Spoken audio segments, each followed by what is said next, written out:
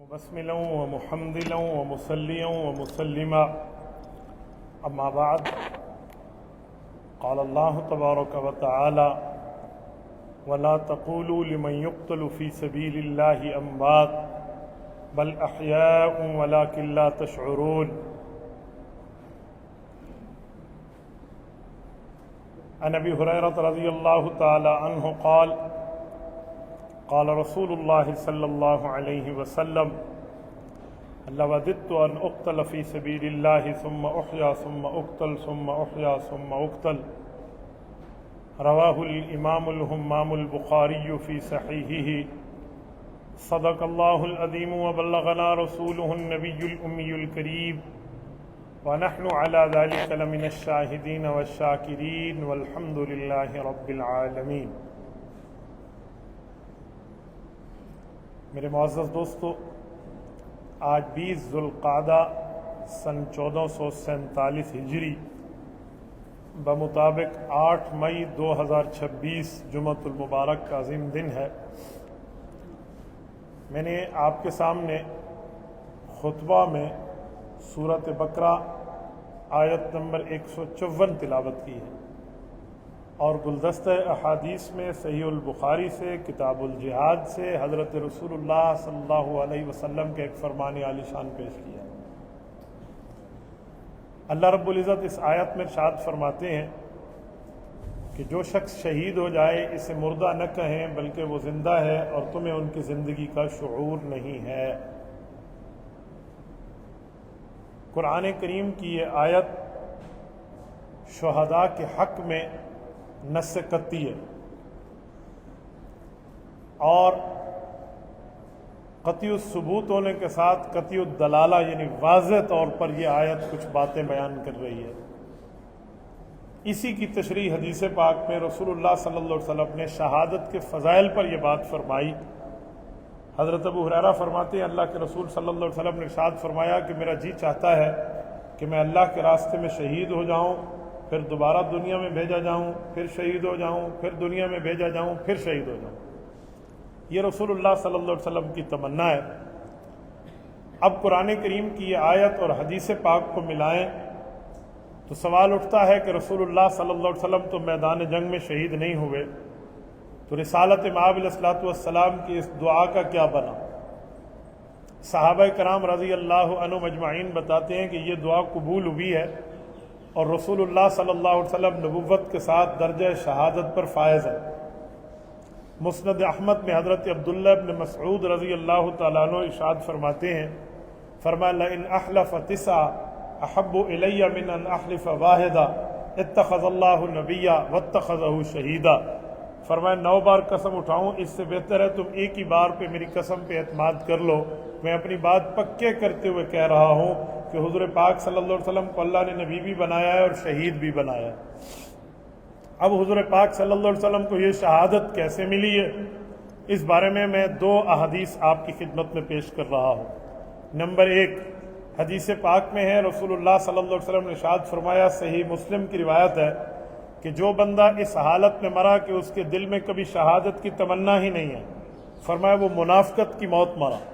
اور جو بندہ اس عالم میں دنیا سے گیا کہ اس کے دل میں شہادت کی تمنا تھی پر اسے شہادت نہ ملی، تو اللہ رب العزت نال اللہ مراتب الشہداء و مات علی فراشہ، بستر پہ فوت ہو تب بھی اللہ شہادت کی موت کا ثواب عطا فرمائیں گے کہ اس کی نیت ایسے تھی. پہلی بات. دوسری بات کہ حضور پاک صلی اللہ علیہ وسلم کی نیت تو تھی لیکن جسمانی طور پہ اگر حضور پاک پہ کافر وار کرتا اور حضور شہید ہو جاتے تو کفار کو گویا ظاہری طور پہ ایک پلس پوائنٹ مل جاتا کہ ہم نے مسلمانوں کے نبی کو قتل کر دیا. رب کریم نے حضور پاک کی دعا کو بھی دیکھا، حضور کی تمنا ہے شہادت اس کو بھی دیکھا، اور اسلام کی ہیبت کو بھی دیکھا کہ کفار کے ہاتھوں ان کی آنکھیں ٹھنڈی نہ ہوں. تو اللہ نے دعا قبول کی پر شکل بدل دی. وہ کیا ہے؟ حدیث پاک میں نبی پاک صلی اللہ علیہ وسلم نے وفات سے کچھ لمحے پہلے حضرت اماں جان عائشہ کو فرمایا. صحیح البخاری جلد نمبر 2 کتاب المغازی کی روایت ہے، باب مرض النبی صلی اللہ علیہ وسلم. حضرت اماں فرماتی ہیں حضرت عائشہ رضی اللہ عنہ کہ حضور پاک صلی اللہ علیہ وسلم نے فرمایا لا ازال اجد علم الطعام الذي اکلت بخیبر، عائشہ جو خیبر میں آج سے 4 سال پہلے سن 7 ہجری میں یہودیوں نے مجھے زہر دیا تھا، رب کریم نے مجھے محفوظ رکھا، لیکن آج میری موت میں اسی زہر کا اثر میں محسوس کر رہا ہوں وفات میں۔ یہ کیوں فرمایا؟ یہ اسی لیے کہ شہید کی ایک قسم یہ بھی ہے کہ وہ زہر کے اثر سے شہید ہو، والمبتون شہید، حدیث پاک میں ہے۔ اور دوسری وجہ کہ حضور پاک صلی اللہ علیہ وسلم کے نواسے حضرت حسن اور حضرت حسین رضی اللہ عنہما، جو حضور پاک کی چوتھی اور چہیتی بیٹی کے صاحبزادے حضرت فاطمہ الزہرا کے صاحبزادے ہیں، اور رسول اللہ صلی اللہ علیہ وسلم کی خصوصیت ہے کہ حضور پاک کی نسل بیٹی سے آگے بڑھی ہے، بیٹوں سے آگے نہیں بڑھی، کیونکہ بیٹے فوت ہو گئے تھے ختم نبوت کی وجہ سے۔ جب بیٹوں سے آگے بڑھی تو ان دونوں بیٹوں کو بھی شہادت کا تاج ملا ہے۔ یہ رسول اللہ کے نواسے گویا حضور کے بیٹے ہیں۔ حضرت رسول اللہ صلی اللہ علیہ وسلم کے نواسے حضرت فاطمہ کے بڑے بیٹے حضرت حسن زہر سے شہید ہوئے ہیں، اور چھوٹے بیٹے حضرت حسین تلوار سے شہید ہوئے ہیں۔ تو ان کی شہادت گویا ابا کی شہادت ہے، نواسوں کی شہادت نانا جی کی شہادت ہے، تو یہ شہادت کا رتبہ بھی رسول اللہ صلی اللہ علیہ وسلم کو ملا۔ تو یہ بات بتا رہی ہے ہمیں کہ حضور پاک صلی اللہ علیہ وسلم نے شہادت کو مصیبت نہیں سمجھا، شہادت کو نعمت سمجھا ہے، کہ شہادت اتنی بڑی چیز ہے، اتنا مبارک رتبہ، درجہ، حیثیت، ویلیو اپنے اندر رکھتی ہے کہ رسول اللہ صلی اللہ علیہ وسلم ایک بار نہیں کئی بار مانگ رہے ہیں کہ اللہ میں شہید کیا جاؤں، پھر دنیا میں آؤں، پھر شہید کیا جاؤں، پھر دنیا میں آؤں۔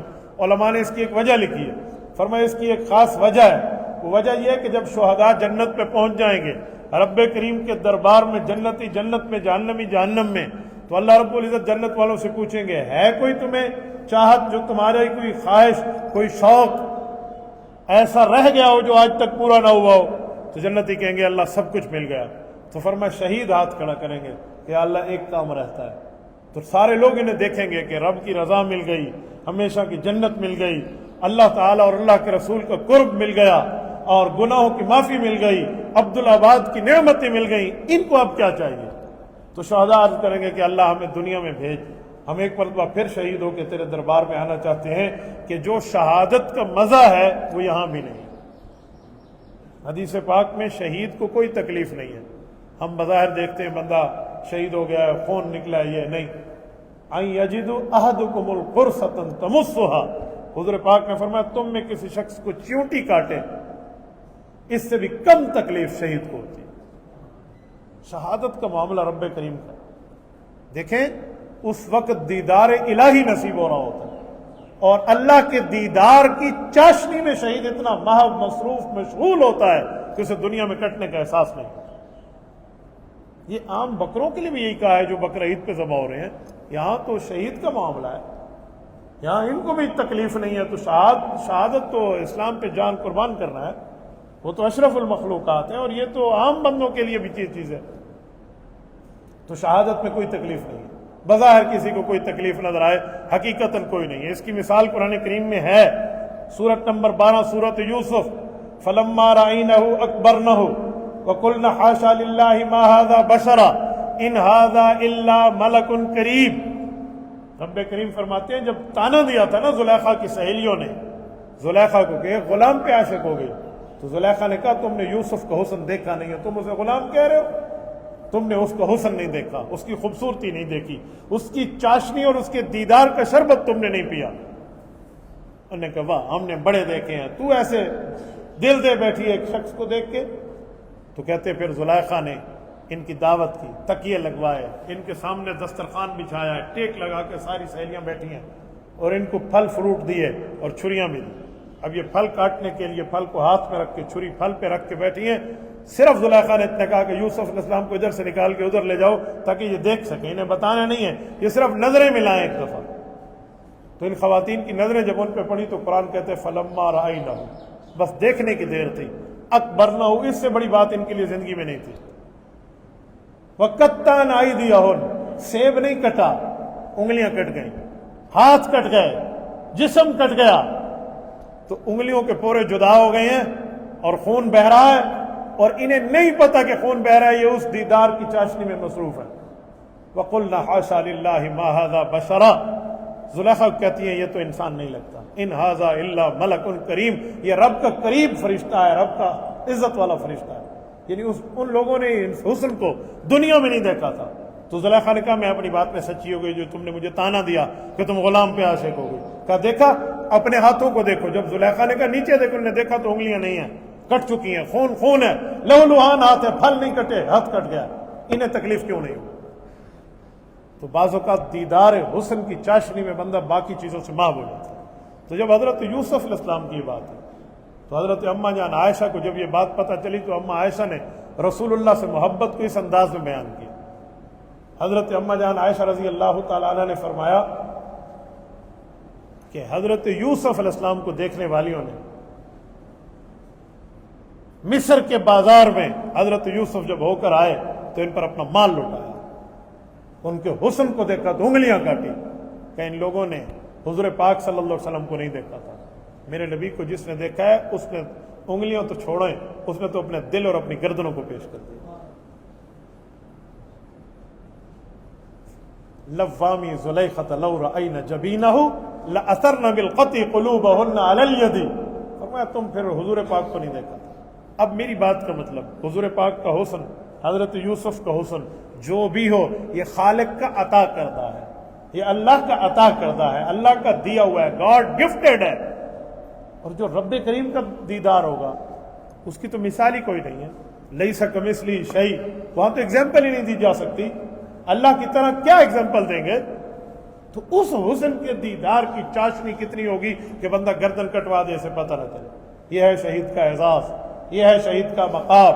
مسلمانوں میں ایک جملہ کہتا ہوں, اپنے دل میں بندہ شہادت کی تمنا ضرور رکھے. اگر شہادت کی تمنا نہیں ہے تو میرے نبی کا فرمان ہے, فرمایا مات علی شعبۃ من النفاق, وہ منافقت کی ایک قسم پہ مرے گا. منافق مرنے سے بہتر ہے بندہ مسلمان مرے, بے ایمان مرنے سے بہتر ہے بندہ ایماندار مرے, غدار مرنے سے بہتر ہے رسول اللہ کا وفادار و تابعدار مار کے بنے. تو وہ اس موت کا فائدہ جو موت رسول اللہ کی مخالفت میں آئے. پھانسی پہ چڑھایا کافروں نے حضرت خبیب ابن عدی رضی اللہ عنہ کو. امام بخاری فرماتے, صحیح بخاری جلد نمبر 2 کتاب المغازی میں, فرمایا حضرت خبیب ابن عدی نے اس وقت کہا, پھانسی کے پھندے پہ ہیں جہاں بڑوں بڑوں کی ٹانگیں کانپ جائیں, وہاں خبیب اعلان کر رہا ہے فلست ابالی حین اقتل مسلما الا ای شک کان فی اللہ مسرعی وذالک فی ذات الہ وان یشاء یبارک علی اوصال شلب ممزعی. کہا حضور پاک کا دلدار, وفادار, تابعدار, جانثار, حبدار بن کے مر رہا ہوں, مجھے اپنی موت پر کسی قسم کی کوئی ملامت نہیں. سعید ابن عامر الجمحی بچے تھے اس وقت, کفار کے صف میں ٹھہرے تھے, کافروں کی اولاد تھے. ماں نے انہیں کہا تھا جب کوئی مظلوم بد دعا دے تو الٹا لیٹ جایا کرو ورنہ تمہیں بد دعا لگے گی. تو کہتے ہیں ماں کی اسی بات پہ الٹا لیٹ گیا تو میں بچ گیا, کہ انہوں نے کہا تھا کہ اللہ ان کو ذلیل کر جو مجھے تکلیف دے رہے, میں بچ گیا. بعد میں رب نے اس بچے کو ایمان نصیب کیا, یہ صحابی بنے. سعید ابن عامر جمحی رضی اللہ عنہ حضور کے دربار میں پہنچے تو سور من حیات الصحابہ میں ابو عبد الرحمن رافت پاشا نے لکھا ہے کہ نبی پاک کو عرض کیا کہ یا رسول اللہ مجھے وقت یاد ہے, میں چھوٹا تھا, خبیب کو یہ کفار پھانسی دے رہے تھے مکہ میں تنعیم یا مکہ مکرمہ میں مسجد عائشہ کے ساتھ ہے, 1-2 کلومیٹر کی جگہ ہے جہاں پر حجاج احرام باندھتے ہیں. مسجد عائشہ تنعیم کی جگہ, یہ اس کے قریب ہے, مسجد خبیب بنی ہوئی ہے وہاں. کہ یہاں پھانسی دے رہے تھے نا تو خبیب نے 3 جملے کہے تھے, اللہم احسسہم عددا وقتلہم بددا ولا تغادر منہم احدا. مولا ان کو گن لے, ان میں سے ایک کو بھی نہ چھوڑنا, نہ تنہائی کی موت مارنا. کہ یا رسول اللہ جو اس نے کہا تھا ویسے ہوا, پر مجھے بد دعا نہیں لگی, مجھے اماں نے کہا تو الٹا لیٹ گیا تو میں لیٹ گیا تو بچہ تھا. یہ سعید ابن عامر جمحی رضی اللہ تعالیٰ عنہ کا قول ہے. اس سے پتہ چلا کہ خبیب کو پھانسی کی کوئی تکلیف نہیں ہے, اگرچہ ان کو اس وقت لوہے کی کنگھیوں سے کنگھی دی جا رہی تھی, خون رس رہا تھا, خون ان کا جو ہے نا کیا کہتے بہ رہا تھا, پر وہ حضور کی محبت کو سب سے آگے رکھے ہوئے تھے. آج ہم شہادت کی موت سے ڈر جائیں, میرے خیال میں پھر کلمہ دل میں پیوست نہیں ہوا, پھر کلمہ دل میں مضبوط نہیں ہوا. اس لیے شہادت کی موت کی تمنا ہر مسلمان کو رکھنی چاہیے. رب دے دے اللہ پاک کا شکر, نہ دے تو بستر کی موت بنے گا, پر منافقت سے تو بچ جائے گا نا. یاد رکھیں موت اللہ کے ہاتھ میں, غیر اللہ کے ہاتھ میں نہیں ہے. یہ نہ سمجھیں کہ کسی کے ہاتھ میں کلاشن ہے, کسی کے ہاتھ میں تلوار ہے تو مار دے گا میں مر جاؤں گا, جی نہیں. حضرت خالد ابن ولید رضی اللہ عنہ 226 جنگوں میں شرکت, 226 جنگوں میں فتح. خالد ابن ولید بستر پہ فوت ہوئے تو فرمایا میری موت بزدلوں کو اعلان ہے, کہ موت شہادت اگر صرف لڑائی اور جنگ میں ہوتی تو خالد کب کا مر چکا ہوتا. آج میں بستر کی موت مر رہا ہوں, بستر کی وفات پا رہا ہوں, تو یہ بزدلوں کو پیغام ہے کہ موت میرے مولا کے قبضے میں, اس میں کسی کا عمل دخل نہیں ہے. میرے دوستو, یہ جملہ کہنے کے بعد, یہ ساری بات کرنے کے بعد, جس کے لیے میں نے بات شروع کی, جس عنوان پر میں نے بات شروع کی, وہ عنوان یہ ہے کہ آج ملک پاکستان میں گالی بھی علماء کو ہے اور گولی بھی علماء. آج پورے پاکستان میں کراچی سے لے کر خیبر تک علماء کرام کے تمام بورڈز نے یہ طے کیا ہے کہ ہم جمعہ کے خطبے میں فضائل شہادت پہ بات کریں گے اور حضرت مولانا ادریس شیخ الحدیث رحمۃ اللہ علیہ کی مظلومانہ شہادت پہ. میں نے دراصل بات وہاں سے چلائی. یہ جو 2 دن قبل حضرت مولانا ادریس 5 مئی کو 3 دن قبل شہید ہوئے ہیں, یہ کوئی عام بندے کا نام نہیں ہے. شیخ الحدیث مولانا ادریس ترنگزئی رحمۃ اللہ علیہ لاکھوں علماء کے استاذ کا نام.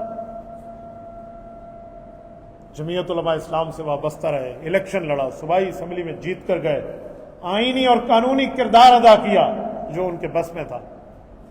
پھر آج بھی ہماری جمعیت علماء اسلام کے صوبہ سرحد کے سرپرست تھے اور ہمارے مرکزی شورا کے رکن رکین تھے. مجھے بتائیں اس سفید ریش عالم دین کا کیا قصور ہے؟ کیا آپ نے اس کی سفید داڑھی کو خون کی رنگینی میں رنگ دیا اور قاتل دندناتا پھر کے چلا گیا؟ ہمیں نہ قاتل پکڑنے کے لیے کوئی سی سی ٹی میسر ہے, نہ اس شخص جو اتنا لاکھوں علماء کا حافظ ہے اور ملک کی نظریاتی سرحد کا وہ محافظ ہے جو اس جیسا تمہیں نہ ملے, نہ اس کو کوئی سیکورٹی پرووائڈ کرنے پر ہم قادر ہیں, نہ ہماری حکومت انہیں بلٹ پروف گاڑی دینے پر قادر ہے, کچھ بھی نہیں. ہم سب کچھ سیکورٹی دیں گے صرف ان کو جن کا تعلق ہم سے کوئی نہ ہو. ٹھیک ہے, باہر کا مہمان تھا, امریکی نائب صدر آیا, آپ نے سیکورٹی دی, ٹھیک ہے, مہمان کی عزت کرنی چاہیے, اپنوں کی نہیں کرنی چاہیے. علماء کا کوئی احترام نہیں. ہمیں کہا جاتا ہے مولویوں نے کیا ہم اہل حکومت سے نہیں پوچھ سکتے؟ آپ نے کیا کہا؟ ارباب اختیار, ارباب اقتدار, ذرا ہمیں بھی تو بتائے نا. یہ کوئی پہلی شہادت تو نہیں ہے. ان کے سسر مولانا حسن جان شہید رحمۃ اللہ علیہ, مدینہ یونیورسٹی کے ٹاپر, وہ بھی تو شہید ہوئے تھے. آج ان کی بیٹی, بیوی اور ان کی ساس نے 2 شہادتیں دیکھی ہیں.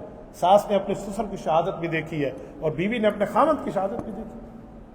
یہ سارے گالی اور گولی بھی علماء کو, تبرہ بھی ان پر, باتیں بھی ان پر. اور علماء کرام کا پرامن ہونا دیکھیں.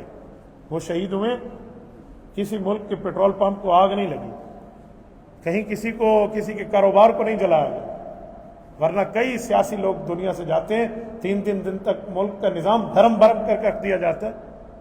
ابھی بھی اعتراض علماء پر, ابھی بھی دینی طبقے پر, ابھی بھی داڑھی ٹوپی پگڑی والے پر. جتنے لاکھوں بندے ان کے جنازے میں آپ نے دیکھے نا, اس سے زیادہ لوگ تو راستے میں رہ گئے جنازہ پڑھنے میں, وہ رش کی وجہ سے نہیں پہنچے. مجھے وہاں کے حضرات نے بتایا, بھائی مات بتا رہے تھے کہ میں بائک پر آیا ہوں, اس دن گاڑی پہ نہیں آیا. 5:30 جنازہ ہوا اثر کو, رات 12 بجے موٹر سائیکلوں سے ہوتے ہوتے گلیوں سے گھر پہنچا ہوں. اتنا رش پڑ گیا ادھر. آپ مجھے بتائیں, اتنا لاکھوں دلوں کا حافظ, وہ ایسے ہی شہید ہو جائے؟ بس اس پر ہم قاتل پکڑیں گے, ہم یہ کریں گے, ہم وہ کریں گے. صرف اتنی سی بات ہے, کوئی اور سیکورٹی نہیں ہے بھائی, کوئی علماء کی حفاظت کا معاملہ نہیں ہے. یہ ایجنڈے میں ہی نہیں ہے کہ علماء کرام کی اپنی حفاظت کرنی ہے. یاد رکھیں, پھر مظلوم کا خون بولتا ہے, پھر مظلوم کا خون بولتا ہے. پھر یہ اقتدار ہمیشہ کے نہیں ہوتے. ہم نے دریاؤں کو چڑھ چڑھ کے اترتے دیکھا ہے. آج ہمیں بتائیں نا ہماری کارکردگی آپ کی کیا ہے. ہمارے وزیر اعظم صاحب, ہمارے صدر صاحب, ہمارے جرنیل ہمیں اپنی کارکردگی تو بتائیں. کیا حفاظت ہے یہاں؟ مجھے اپنی حفاظت خود کرنی پڑے, مجھے سیکورٹی خود رکھنی پڑے, مجھے سب طرح کا معاملہ خود کرنا پڑے. میں ٹیکس پے کیوں کرتا ہوں؟ میں ملک کا شہری کیوں ہوں؟ پیٹرول پر مجھ سے ٹیکس لیا جا رہا ہے, ڈیزل پر مجھ سے ٹیکس لیا جا رہا ہے, ہوائی ٹکٹ پر مجھ سے ٹیکس لیا جا رہا ہے, باقی ٹکٹس پر مجھ سے ٹیکس لیا جا رہا ہے, بجلی کے بل پہ ہم سے ٹیکس ہے, ٹیلی فون کے بل پہ ہم سے ٹیکس ہے. جتنے ٹیکسز ہیں وہ ہم ادا کریں اور ہماری حفاظت حکومت نہ کرے. اس سے زیادہ ناکام پالیسی اور کیا ہو سکتا ہے؟ عوام میں ہم روڈ بلاک کر لیں گے, ہم احتجاج کر لیں گے, ہم آواز بلند کر لیں گے, جمعے کے خطبے تک احتجاج ہو جائے گا, لیکن مجھے بتائیں یہ کب تک چلے گا؟ کیا علماء کرام کی یہ پرامن پالیسی نہیں ہے کہ ہم بندوق اٹھانے والوں کی حمایت نہیں کر رہے, ہم علماء کی قیادت کے ساتھ ٹھہرے، ہم ملک کے ساتھ ٹھہرے ہیں، تو اس کا صلہ یہی ہے۔ انہوں نے ملک پاکستان کے حق میں ایک بات کی، کتنا عرصہ ان کو گالیاں دلوائی گئی اور ان پر انٹرنیٹ میں ان کے خلاف کتنی بھونڈی کمپینز چلائی گئی، اس پر کوئی ادارہ ٹس سے مس ہوا؟ کسی سیکورٹی ادارے نے کوئی بات کی؟ کسی نے کوئی رپورٹ مرتب کی؟ کوئی صوبائی حکومت اس پہ بات کری کسی نے؟ بس صرف ایک ہی شخص کی وجہ سے صوبائی حکومت گھومے گی، باقی کوئی پرابلم نہیں ہے، ملک میں کچھ نہیں ہے اس کے علاوہ۔ یہ وہ لوگ ہیں جو تمہارے ملک کی سیکنڈ ڈیفنس لائن ہے، یہ وہ لوگ ہیں جن کے ملک غیر ملک میں تعلقات دینی بنیادوں پہ۔ میں نے پچھلے سال حضرت مولانا ادریس ترنگزئی صاحب اور ہم نے اکٹھا حج کیا، ایک ہی خیمے میں تھے، ایک ہی ہوٹل میں تھے۔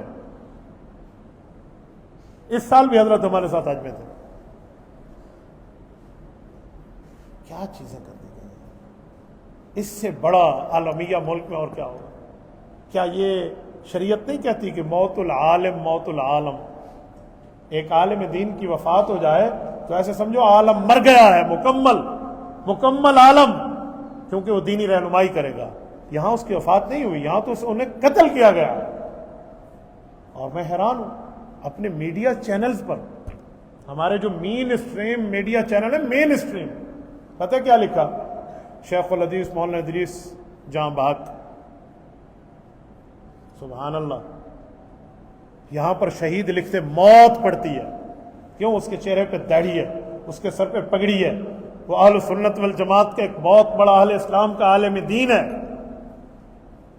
تم جس کے لیے لکھ دو شہید، چاہے اس کے اسلام سے بھی کوئی تعلق نہ ہو، ملک غیر ملک میں جس کے لیے لکھ دیں ٹھیک ہے۔ اور مولانا ادریس کے لیے جہاں بحق وفات پا گئے، حضرت پر قتلانہ حملہ ہوا، دنیا سے رخصت ہو گئے، اللہ کو پیارے ہو گئے، لفظ شہید لکھتا موت پڑتی تھی۔ آپ خود اندازہ لگا لیں کہ اس میڈیا کو میں کس درجے میں لوں، کس حیثیت سے میں ان کی جو ہے نا کیا کہتے ہیں حمایت کروں اور ان کی پالیسیز کو سمجھوں۔ یار اگر ملک کا فوجی شہید ہو رہا ہے، آج مئی ہے نا، پچھلے سال انہی دنوں میں ہمارے اوپر انڈیا حملہ آور تھا، 10 مئی کو انہوں نے اپنا مزہ چکھا، پھر ہمارے فوجی شہید ہوئے تو ان کے لیے ہم نے شہید لکھا کہ وہ ہمارے جغرافیائی سرحد کے محافظ ہیں۔ تمام میڈیا نے لکھا۔ پولیس کا کوئی بندہ شہید ہوتا ہے تو انہیں شہدائے پولیس کہہ دیا جاتا ہے۔ جب ملک کی سیکنڈ ڈیفنس لائن نظریاتی سرحد کا محافظ عالم شہید ہو تو اس کے لیے جہاں بحق لکھا جائے۔ یہ فرق کیا ہے؟ یہ کون سی پالیسیز ہیں؟ یہ کیا قسم کے معاملات آپ ہمیں سمجھا رہے ہیں؟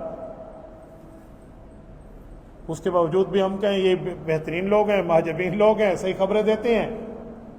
اس شہید لکھنے پر بھی چلو کسی ادارے نے تم پہ پابندی لگائی تھی؟ جی نہیں، تھوڑا سا حیا کرنا چاہیے۔ یہ وہ عالم ہے جس عالم کی وجہ سے آج تم حلالی ہو۔ یہ نکاح نہ پڑھاتے تمہارے ماں باپ کا نکاح ہوتا کیسے؟ یہ وہ ہیں جن کی وجہ سے تمہارے کان میں اذان ہے، یہ وہ ہیں جن کی وجہ سے جنازہ ہے، یہ وہ ہیں جن کی وجہ سے دین بچا ہوا ہے۔ اگر عالم دین نکاح کا صحیح ترتیب کا طریقہ تمہیں نہ سکھائے تو حلالی اور حرامی کا فرق آ جائے گا، ولد حلال اور ولد الزنا کا فرق آ جائے گا۔ تو یہ چیز علماء کے معاملات میں بے حسی در بے حسی ہے۔ اور کسی عالم پر اٹیک ہو رہا ہے اور ساری دنیا دیکھ رہی بھی ٹھیک ہے وہ مار کے جا رہے ہیں، اللہ اللہ خیر صلی اللہ، اب بعد میں ہم ڈھونڈتے پھر ہم قاتل ڈھونڈیں گے، لاکھ قاتل بھی اس جیسا بندہ آ جائے وہ مولانا ادریس کے پاؤں کے برابر ہوگا؟ یاد رکھیں اس سفید داڑھی کو جو رنگین کیا گیا ہے نا، یہ نہیں بھولی جائے گی، یہ نہیں بھلائی جائے گی۔ کوئی چیزیں ہوتی ہیں وہ تاریخ کا حصہ بن جاتے ہیں، وہ ہسٹری بن جاتے ہیں اور وہ ہمیشہ یاد رہتے ہیں۔ رب کریم حضرت مولانا ادریس صاحب کی قبر پہ کروڑوں اربوں رحمتیں نازل فرمائے۔ اللہ رب العزت ان کے قاتلوں کے سہولت کاروں کو بھی جلد بے نقاب فرمائے۔ جو حضرات اس پہ سچی دل سے محنت کر رہے ہیں میں ان کے لیے دعا گو ہوں، اللہ جل شانہ ان کی مدد اور نصرت فرمائے۔ جملہ علماء کرام کی اللہ تعالیٰ حفاظت فرمائے، ہمارے مدارس مساجد کی اللہ حفاظت فرمائے، اس طرح اسکول کالجز میں پڑھنے پڑھانے والوں کی اللہ حفاظت فرمائے۔